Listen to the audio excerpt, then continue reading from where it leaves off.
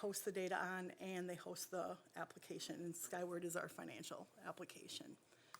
Mr. Como? Do you know if, is that a dedicated server that we have? Do you know? I don't know, but I'm happy to look into that. Mr. Como, I researched this, that's why I asked the question.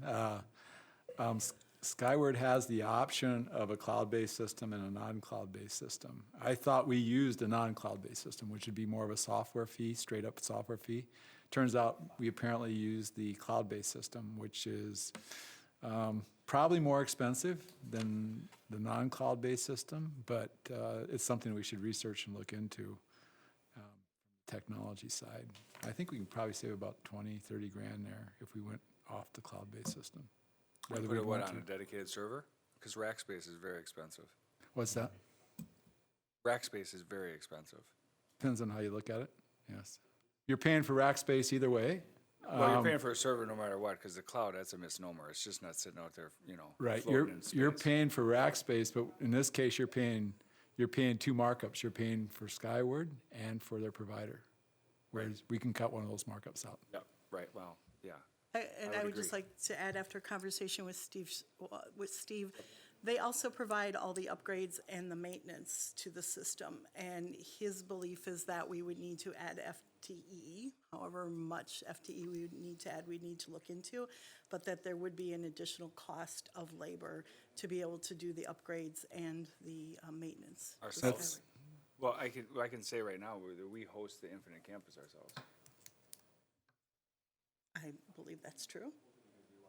Wanted control over, they had it originally, and Steve brought it to us because flexibility was higher. I think it's something to explore. Yep. I think saying it's gonna be an additional FTE is just not really, It would need investigation. I think it that's for needs sure. further investigation. Okay? So what is the action item that you'd like us to walk away with on that? Do you want an? I think between something- administration and the administrative team, if you could just sit down with the technology director and go over what the options are to cloud-based versus, direct. And maybe we should be bidding out this service, see what other people charge and see if it's, I think believe IS Core is the only one that can do this for Skyward. yes, they are. They're exclusive to Skyward, and that's one of the reasons why you're paying a good markup. Perhaps this is something the technology committee should look into. Yeah, we could definitely look into it. There's a chair, there is a technology committee, and it is chaired by somebody, right? Yeah, it is chaired by somebody. It's chaired by a member of the I'm board. just afraid if it gets too technical, we're business people, we don't. Okay, that's the first this is in item. our We area probably of should move on, specialty. otherwise we'll be here all night. Right, I right. apologize. Okay. Next one, Multimedia Communications and Engineering, voucher number 316963. This is the company that was used to project manage all of the fiber network for the planetarium. This particular bill is specific to the planetarium. This company we use for all of the project management of all of our fiber connections. They take care of all the design and engineering. They do the permitting. They work with all the vendors on, provide the technical specifications. They do everything down to calling Digger's hotline to find out where it's safe to dig. And like I said, we do use this for all of our fiber networks, not just the planetarium, but this particular bill was specific to the planetarium How project. much was that bill? The project management component was $14,707.55. Seems a little high. Well, we did run into some problems with the fiber optics to the planetarium. We had a geological obstruction. Like planet Earth? Like large rocks, and then we had to string it on a pole around it, which I was going to report on Wednesday. You will still report on Yes, I will. Wednesday. But yeah, there was an issue, and the cost did go up. Okay, Construction cost, and I'm sure the construction management cost would probably go up as well. next one. Okay, voucher number 316965 to Playworks for $128,620.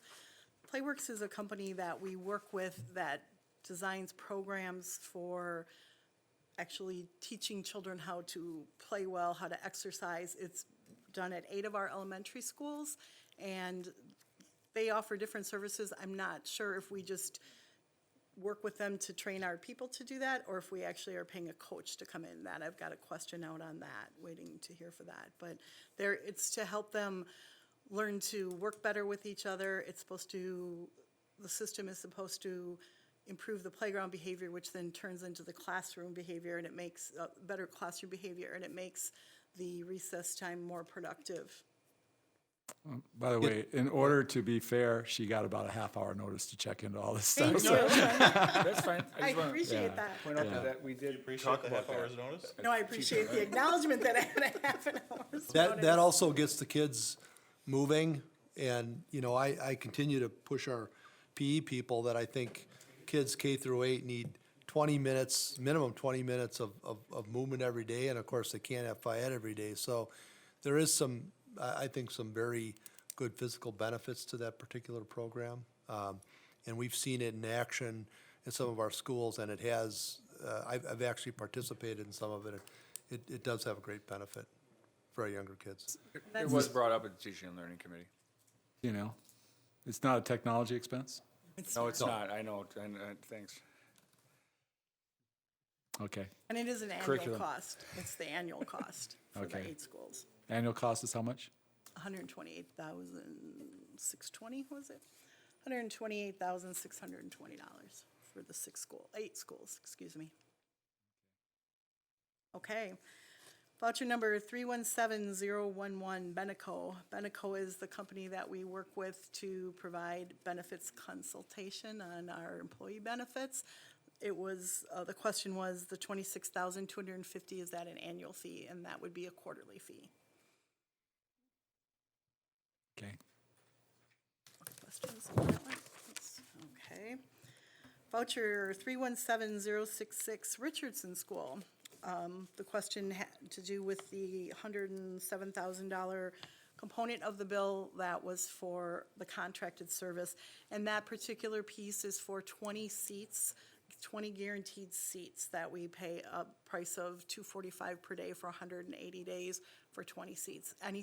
So that's a guarantee. We're guaranteeing that we're buying those 20 seats. Anything above that gets billed out individually. Mr. Cook is here, so I'm sure he'd be more than happy to provide additional information. I assume we get a discount on that, since Richardson is conveniently using some space in our district? It's from, part of the lease agreement. I did bring a copy of the contract along if anyone wanted to. The 20 actually seats review. are built into the agreement? The discounted price is built into the agreement, not the Okay. number of seats, if I recall. Mr. Cook, what's the utilization of 20 seats? We do utilize all 20 seats. You probably better go up to the mic. I don't think anyone's watching tonight. They're watching the pregame show, but Might be the last F&F meeting, Joe. We do utilize all 20 seats. Without having the contract in front of me, I think it's about a $30 to $35 per student per day discount by buying the 20 seats. When we went into this agreement, I believe it was 3 years ago, we looked at what was about the annual number of seats that we were purchasing at Fairview South, Genesee Lake School, and then the Richardson School, West Dallas location. And when we leased that to them, we were able to buy a batch of seats. It was more convenient for the student. Obviously, it's a much shorter bus route, but then also fiscally for the district, it did come as a savings for us. And I can tell you, I've got the contract in front of me. The block seats are $265 per day, and everybody above that is $295 per day. So that is a good savings at 180 days. And right now, the list that I had showed we're utilizing 24. Mr. Como? That was the Were question. you How utilizing many, 24? Okay. how many were we utilizing? So you read my mind. So, Mr. Cook, we're getting a good deal? We are getting a very good deal. Okay. Very good level of service as well for our students. Another disclosure through pivot tables. Next one. Okay. Thanks, Mr. Cook. Thank you. Voucher number 317228, Compass Care. Compass Care is the company that we are now using for Medicaid reimbursements. We used to use Oasis. Compass Care is a more comprehensive vendor that provides additional service And the belief is that we will be able to claim more reimbursements because of what they bring to the table and their expertise level. And they're partnered with CISA too, so they're the one that CISA strongly recommends utilizing. So what are we paying and how much is it annual? Well, it's more on a per claim basis, The per claim basis, it's believe. related to the claims then? Yes. Okay. Yes. And we can, at the end of the year, we can evaluate how much we paid versus how much we got in on both of them. That's not a difficult task to do. CDW Government, that is a vendor of software, hardware, and licenses, and there's CDW and then there's CDW Government. The government arm provides discounts for governmental entities, obviously, and we use them for many things. On this particular month, the two biggest ones were the Adobe Creative Cloud license at $12,500, and then for $74,175, all the Microsoft products, a lot of them. And I'm happy to pass this around if you want to see which ones, but it is a lot of initials. Office is the one I can pick out on here, so. But it's quite a few different licenses. Como? I'd like to see it. Just Oh, I would say CDW is a pretty well-known vendor in this market, so. Yeah, we used them at our the old school I came from, we used them. Okay. And actually, they're pretty good at driving down cost. Yes. I've found them to be very good at that. Okay, voucher 317485, Service Express Inc. This is the one that I have to do more research on. The company provides server storage and network maintenance, but specifically what they do for our district, I am not sure, and the invoice wasn't very helpful. So Okay. I do have a call into Steve to provide us more information. We'll follow up with an email. I bet you Mr. McCaffrey knows exactly Oh, what it's that. probably, yeah, it could be the backup. But yeah, you're right, it doesn't say much. Worked in IT for It's 3 terabytes. 20 years before, so I've got a little bit of a background. So, Old though. Mr. McCaffrey, do we pay a fee for backup services to our servers? Um, In other words, do we pay a data recovery fee or co-location fee? we do, and we were going to, we had been talking to the county and the city to combine, so we'd have a off-site backup. But we haven't. I think we should, We haven't done anything, yeah, that's right, that's something we should put together a bid out for, yeah. so that people can competitively bid it. I trust Sherry. She's had lots of time. to- Yeah, CDW. Did you want to see it? No, I just want to know, you asked her to do all this in a half an hour? Yeah, I think it was 45 minutes. to be fair. fair enough, yeah, 45 minutes. That's right. You did, more than you should have in Put a a clock half an set hour back or right here. forward. It's incredible. Okay, well, we're not She's pretty done. talented. I had to not put her to the done. test. She's not done yet. She's got more. Glad that. I can find filing. No, I'm just kidding. Okay, Windsor Learning voucher number 317507. And this was coded under travel expenses, but it should have been coded under professional or personal services. Thank you. Number 310, because it's training, but it was training that was contracted to come in-house. So for Windsor Learning, we have a contract with them for, the total will be $27,000 by the end of the year. This $13,000 bill covered professional development training on August 7th, 8th, 9th, 11th, and 12th. And during those different days, a total of 74 people were trained. So 20 to 22 during the August period, and then October 11th and 12th were more specialized, and there were 5 and 6 people trained in that. So we will be getting another bill as the rest of the training occurs. It goes throughout the end of this year with an evaluation period in January.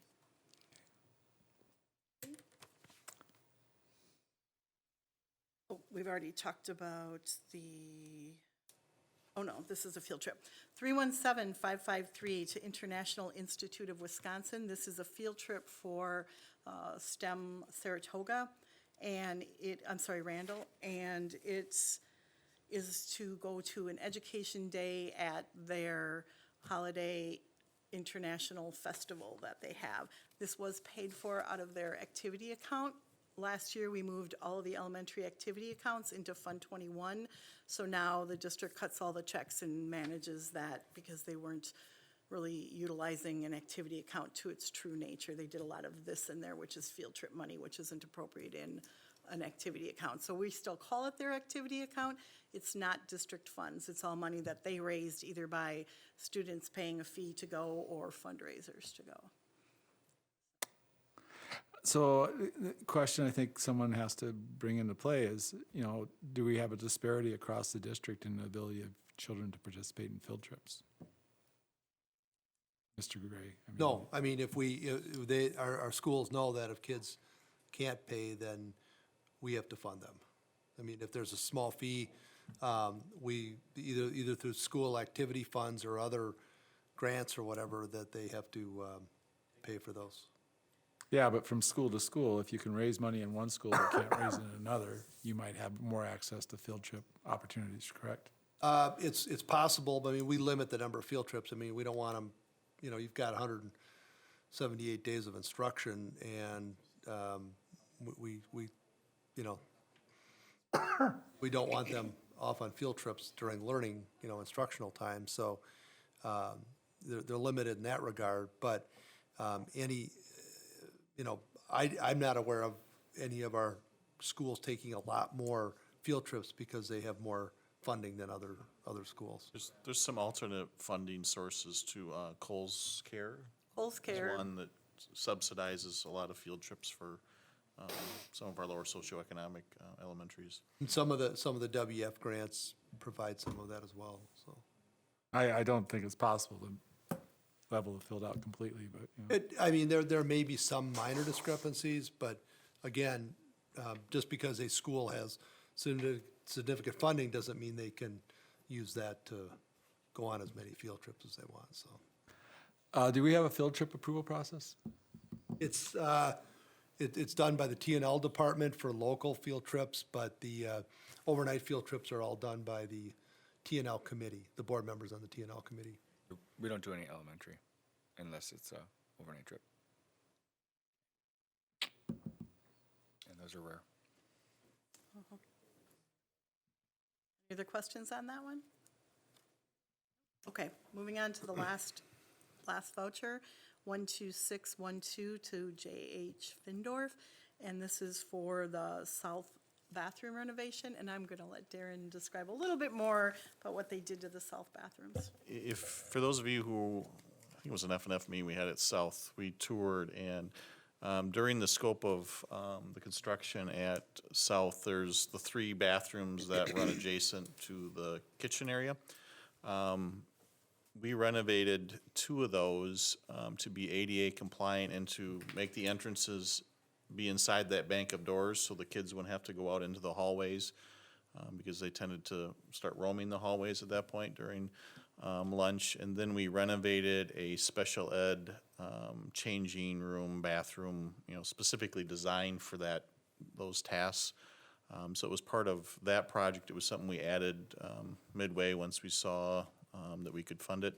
It wasn't used with Fund $50 because that's outside of the allowable scope of food service dollars, so.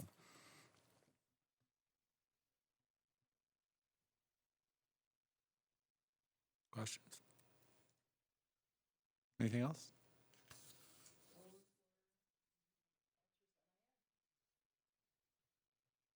Have anything else to ask at the last minute? I know that would be harsh, but it's all up there.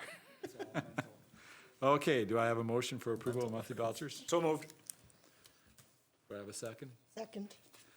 Mr. McCaffrey motions to approve monthly vouchers. Ms. Madden seconds. Further discussion? All in favor say aye. Aye. Aye. Opposed? None opposed. Motion passes 5-0. District line of credit.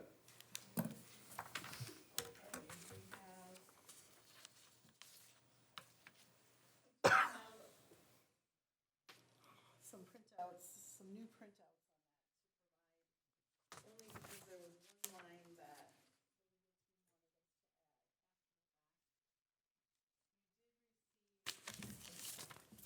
Thank you. You did receive these in your board packet. You have the same version in your board packet. And it was just one line adding that interest, when the note was paid, interest would be paid also. So line of credit, we don't expect to need it again this year. We're in pretty good financial position, but we always like to have it if we need it.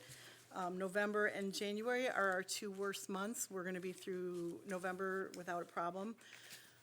We're looking at closing on this on November 30th. The Quarles and Brady are going to, assuming this gets approved tonight, Quarles and Brady will provide all the legal documentation that needs to be signed. But tonight, we're looking to have a resolution authorizing, or actually, I guess it'll happen at the board meeting, but we're looking to have approval of the same terms and everything that we had last year, $5 million line of credit, same exact terms and interest as last year. Yeah, we didn't access it last fiscal year either. It's strictly a Mr. insurance Como? policy. Does it cost us anything? I don't think it, The only thing it costs really is the legal fees to create the document, and I think, if I remember, I looked, it was about $1,100 last year that it okay, cost to. nothing from the bank, though. Nothing at all. The bank Okay. charges us nothing to put this together or anything on their end. The only money is if we access the line of credit, obviously, is interest. Sure. But there's no closing fees or anything like that. Okay, and then with respect to last year's resolution versus this year, Is any change? just the one line that. That one line. One line Okay. that was That and the added. dates. That was it. Yeah, otherwise, it's verbatim from Okay. the other one. Questions? I guess I have a question. If we don't use it, we don't need it, why do we spend $1,100 for legal fees? Why do we bother? I mean, if we needed the money, I'm sure we could go to Waukesha State Bank and borrow the money, draft a quick line of credit memo for lawyers to review and all that Just a stuff. matter of having all of those documents in place. I mean, if we're coming up on needing it, you need it, and this way it's all in place. To me, I look at it as no different than buying insurance for other risks. It's $1,100 or $1,000 or whatever it was, to have this all ready to go in case we ever fall on Como a has a situation comment. where Well, you could have a There was one year where we needed to turn on the dime, and that was, Well, that, I want to say. that was 2008, right after the, but with that, we had 2 weeks to make a payroll. You know, if we have a payroll on a 15th, then we're expecting state funds that day, and it doesn't come in, it gets delayed, which happens from time to time. Man. You know, you'd risk not making payroll, and I mean, that's catastrophic. I mean, Right. we've seen what happens in other districts when that's happened, so. Yeah, that's where I think, to Darren's point, is it's kind of insurance, if you look at it as insurance, but, yeah. I remember there was one time where it was pretty close. But there comes a time when your fund balance is large enough that you have enough cushion where you wouldn't need that insurance. Right, which is what we have now. But, you know, like I said, that fund balance depends on all the payments that we expect to get through January 15th, which is the tax. You know, for some reason, people decide not to pay their property taxes till January 31st for some reason. You know, that would impact that as well. And I would also urge a district that's self-funded health insurance should take out a $1,100 insurance policy on cash flow. You're not in charge of the claims when they come in, the size of them. You know, the other things like payroll, we know payrolls every, you know, the 15th and the 30th, those things are relatively stable. Health insurance is a different animal. So I think it's money well spent. Otherwise, it wouldn't be on the agenda. With the new potential federal tax plan, which could essentially eliminate the value of the property tax deduction, you could see people waiting until January 31st. Many more people waiting until January 31st to pay their property taxes because it doesn't give them a federal deduction by paying it by December 31st. So January is always a critical month.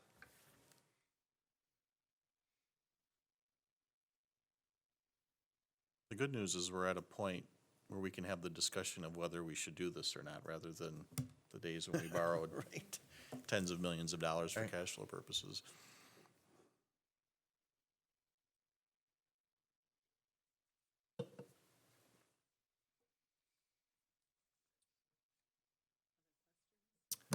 I move approval of of credit as presented. Second. Mr. McCaffrey moves for approval. Ms. Madden second the motion. Do we have further discussion? All in favor, say aye. Aye. Aye. Opposed? No. Motion passes 4-1.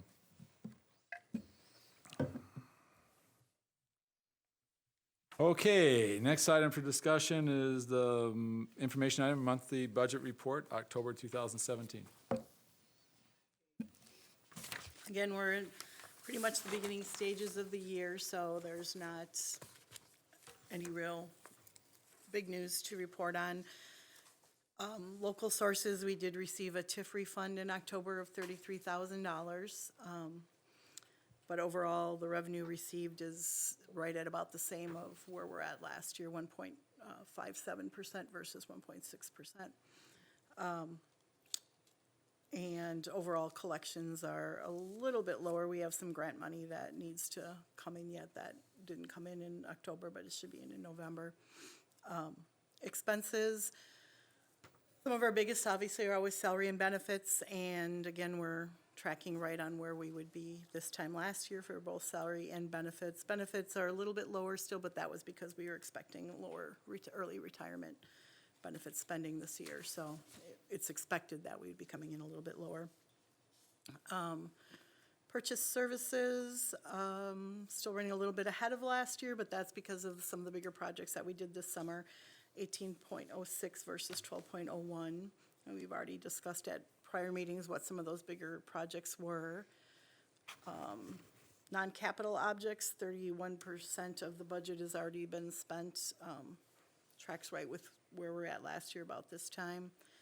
There's nothing in there that is any anomalies at all in Fund 10. Everything is expected and expected to be where we're at.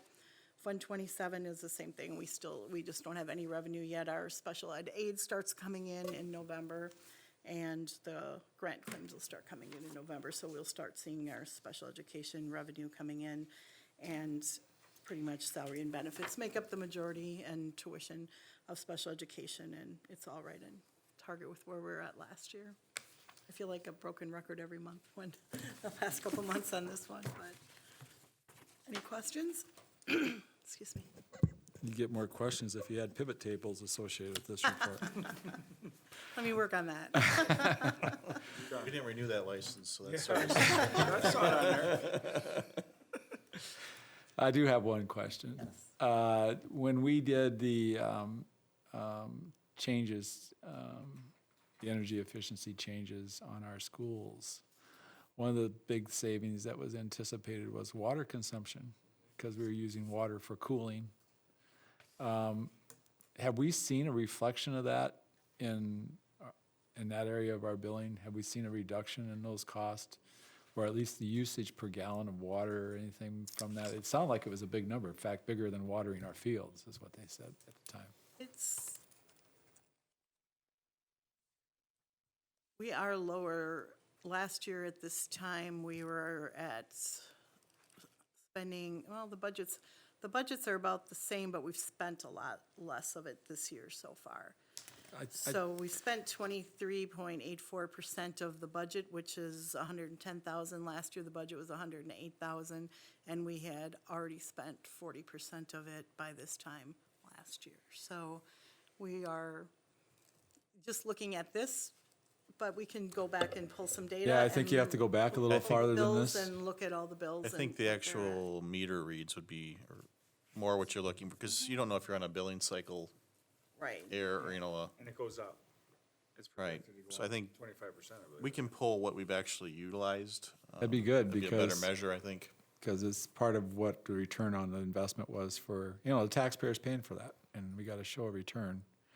And that one doesn't show up in the so-called energy efficiency, but it's water's cost is going to be, continues to be an ongoing expense and future expense. Yeah, we'll, Maybe we should allocate those savings to a sinking fund for the turf replacement on the football field someday, because that's going to happen, right? Yep. we'll provide some backup information that I think it'll answer that question better. Speaking of that, in the budget report, just real quickly, is the other thing that we don't hear much about is what we're doing in terms of collecting promised payments from groups, Oh, from the Field of Many Dreams? the Field of Many Dreams, the South Pool. If we're going to be so demanding on fees from students, I think we should be just as demanding on the groups that use our facilities that agreed to help pay for them. We're actually working on that front, and I have it on my whiteboard as a report to have this month.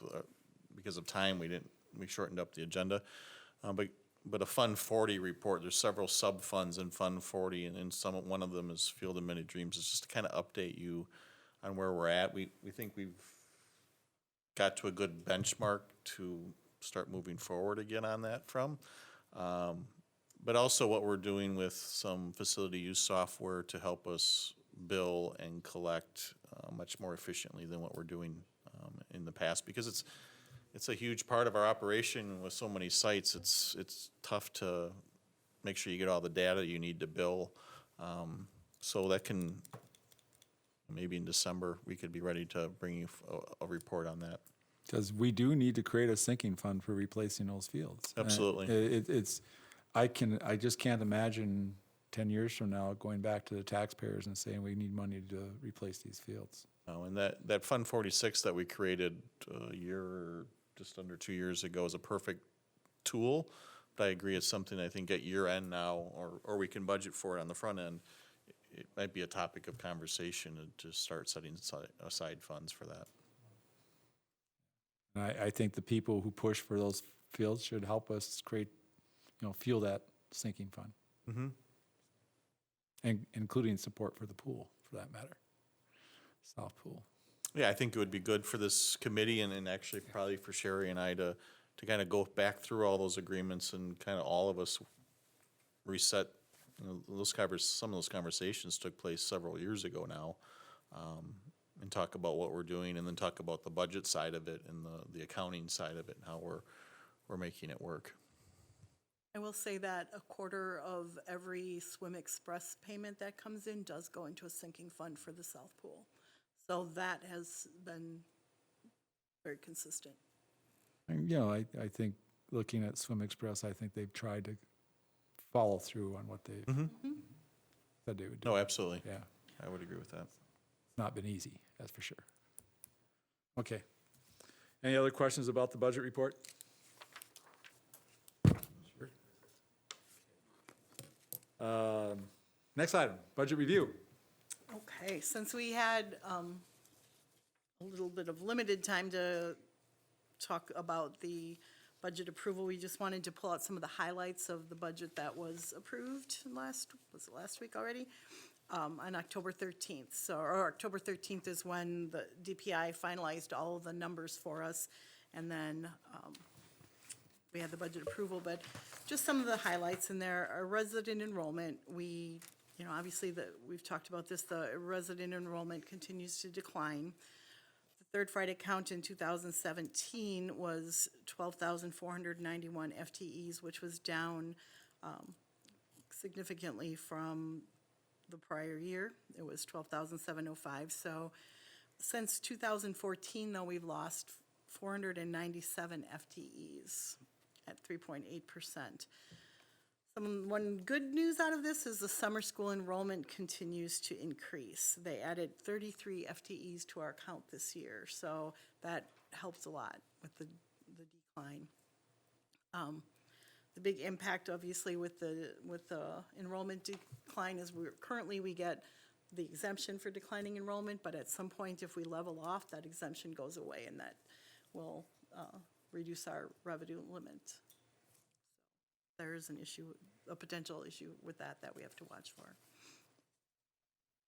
Questions on? Okay. All right, so revenue limit authority, the revenue limit this year was $79,030,405, which was a decrease of $696,000. We've already discussed the declining enrollment. Just for an example, the declining enrollment exemption for this year was $1.6 million, so it basically adds the $1.6 million back into our revenue limit that we're losing from the number of kids that we found. Just real quickly, I don't know if anybody's watching, but as bad as declining enrollment is from trying to manage district finances, it's somewhat, there's a little bit of a benefit to the taxpayer. We don't actually spend that money when our revenue limit comes down. We can't collect those taxes. That's why our for the last two budget cycles, the levy and rate have gone down or been flat, and the rate has continued to drop. It's not financial wizardry, it's fewer kids being served and then the math that goes along with that. So if we started having more children come into the district, it might affect our levy a little Eventually. bit. as we go. Eventually, yeah, but it's strange with the exemptions. You have a situation where, because again, those kids are counted over a 3-year average before you're fully funding, the state fully funds them. In those first couple of years, we actually lose money by having more kids because the exemption drops and you're not getting fully funded on the positive side. So it actually can hurt us. Again, in the long run, you want it. It's worth the growing pains. But those first couple of years, it's backwards to what you would normally think fiscally. But that's backwards for us as a district, but for the taxpayer, it helps stabilizes the increase, right? They don't Exactly. And so that's really, from a taxpayer's perspective, that's a plus. Exactly. Okay. The voucher program participation levels, that has increased steadily since its inception in 2015-16.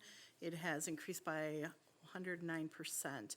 This year, we're at 144.6 students, or FTEs participating, which is up from 109 in 16-17. So that's a little bit harder to take. Now, the good news on that is we get an exemption that matches what we're paying out. So they're giving us the authority to get the revenue to pay voucher schools for these students. So it's kind of a wash for us, other than anytime you lose students, it's. Kind of a clearinghouse, essentially, for that program. so. The trend, though, is going down. I mean, the first year we had 69 take vouchers, then 40, and now 35. So that trend has been decreasing, even though the cap keeps getting raised every year. So people like staying with the district. One positive note this year on that is in past years, we have not gotten an exemption for the special education voucher students. And they're like $12,000 a year, and we had 4 this past year, and we didn't get an exemption. So that is money that came out of district pocket.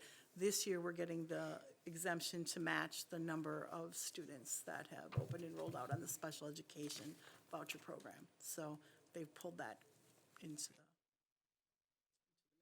which it's significant. It's, thank you, 85,000. Open enrollment trend. We continue to have more students enrolling in than out, but the gap is narrowing. So we have, we ended 16-17 with 944 FTEs in and 662 out, for a net difference of 281 students. But this year where we're sitting, now open enrollment is one of those animals that it changes all year long, because we have kids coming in and kids going out all year long.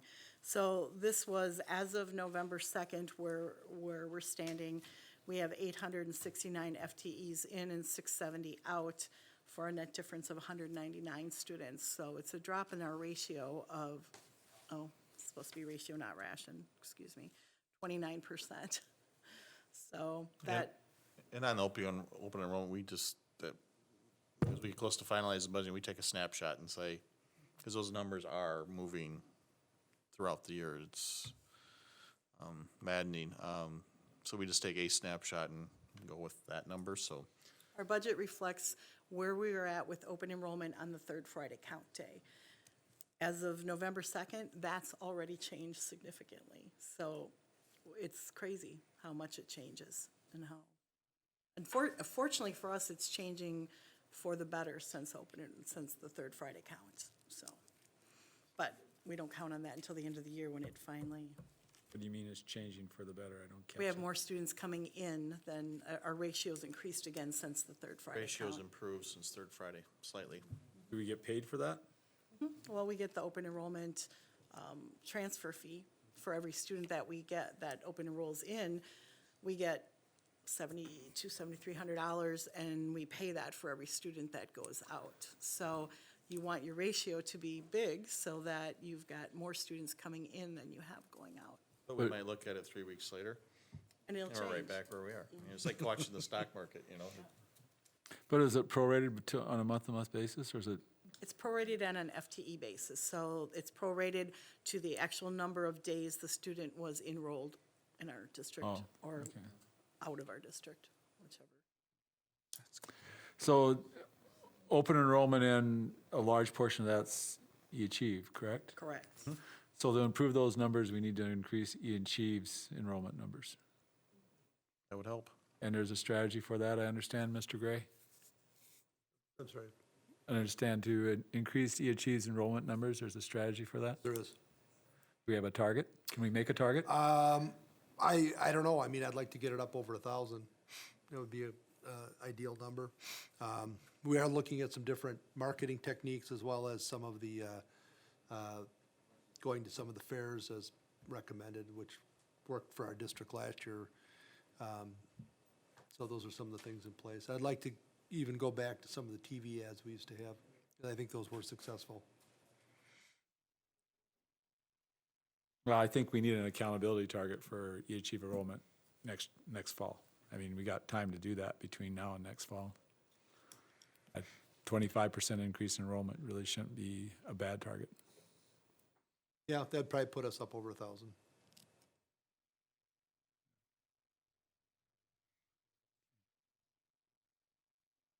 Okay, next item, site carryover. We had $426,000 in site carryover. That's money that's just the actual sites save out of their budget. A lot of them save it for big projects that they want to spend at their sites. And it comes out of fund balance, but it's because it's added to fund balance at the end of the prior year. So we have a balanced budget with the exception of the $426,000 that comes out for their carryover.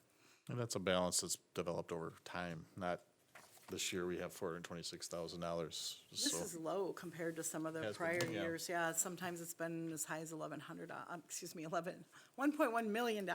So this was relatively low compared to years past. They're spending a little bit more. But many of them had projects that they wanted to have done last year. Okay, our debt. In 16-17, we paid off our state trust fund loan because of the settlement. So the only debt that we have is the energy efficiency projects, and our principal and interest balance is $4.3 million there. Fund 80, that's the community service fund, and right now the district has been paying the per pupil fees for the Waukesha String Academy. In 16-17, it cost us $19,326, and it's estimated to remain the same in 17-18. We've agreed to pay up to a max of $31,000. The reason I'm pointing this out now is because we have used Fund 80 fund balance to fund that all this time. There will not be enough fund balance at the end of this year in Fund 80 if all the budget comes the way it should, which we expect it's pretty consistent each year. Well, our fund balance in Fund 80 will drop to about $5,000. So this is going to be something that will need to be thought about. How is this going to, is it going to be funded, and how is it going to be funded in the future? which is why I'm just pulling it out. And that's, could be, the same thing as we have a district bilingual community family liaison, and 50% of their salary is currently paid out of Fund 80 fund balance. So that will also need to be looked at as far as the funding for that after this year. This year, we're fine, but into next year. North Cafeteria, we are working to continue to reduce our fund balance per DPI regulations. We're only supposed to keep 3 months of our expenditures, our expected expenditures in our fund balance. Our fund balance runs consistently high. We had the South Kitchen project. We are now looking at a North Kitchen project. We reduced, we're projected in 17-18 to reduce our fund balance by $985,000 in Fund 50. And part of that is to finish paying for South, and then the other part is to start the project at North. So those are 6 topics, or 7 or 8 or whatever it is, that we thought we're spending a few minutes on. Like Sherry said, in October, we get all the data and we have to throw it together quick and get a budget booklet to you. You don't really have time to sit down and analyze all the factors that go into it. So we just wanted to grab some of the key drivers, mainly on the revenue side, to spend a little time going forward. And what I'd like to do in our budget booklet is actually start developing some, graphs so you can see how the voucher program's growing, our resident enrollment, and all those things. But the types of things you do in November after the budget gets done, so. And attached, you also have a copy of our scenario worksheet with the final, where we came out compared to the preliminary budget, the October meeting, and where we were last year. So that just is for your information. And then the final revenue limit is also. Saranaschek? Thank you. Can you tell me what is wrong with the North Cafeteria, or why it needs to be updated? Part of the problem, actually, we just walked it today, that we have at the North Cafeteria is the students currently line up in the hallway and walk through the kitchen to get to the servery. I'm not a fan of that. The servery is, I think, undersized. And the area as a whole, I think, again, mainly talking the kitchen area, hasn't been touched since the building was originally constructed. But the big thing is the entrance of the students and that servery space is way undersized to get the kids through, because in talking with the principal out there today, some of those kids, by the time for the 2 larger lunch periods, by the time they get through the servery, they've got like 5 minutes left in their lunch period, because it's only 2 lines, and you're trying to serve, 350 to 400 kids in, was it a half hour or roughly a half hour? I forget how many exact minutes that is. So it's about the same as, the problems are the same as South's, where, Absolutely. And actually, I would say South Servery probably was better at moving kids than North Servery is. so do we just have a larger population there? Has it always been this way? Do we have more variety in our lunch choices, so it takes them longer? Why is this a problem now? I think it's probably been a problem, again, problem's a subjective term, for a long time, and we never had the funds to fund an improvement of the space. But I think, like I mentioned before, I think North Servery is more limited than even South's was. I forget what the amount of space is, but if you'd ever like a tour of that, I'd be more than happy to walk you out there and show you how the kids flow through the kitchen. Okay. Thank you. Question, anything else for anyone? Well, we're gonna run short of time, so we better move right on to the budget calendar, huh? Here's the budget calendar. It Yeah. starts all over again. That's all I really have to say, but there is a process and a timeline that we try to follow. It's not etched in stone, so anyone who sees it, always check the latest agenda for the meetings, so, make sure we're actually following through, because sometimes, this year should be more stable, because you have a biennial budget in place. We're not waiting for action in Madison, so. Any questions on the budget calendar? Okay, I believe that completes our F&F committee meeting. Thank you, everyone, for coming tonight, and thanks for answering all those last-minute questions, Ms. Stack. Meeting adjourned.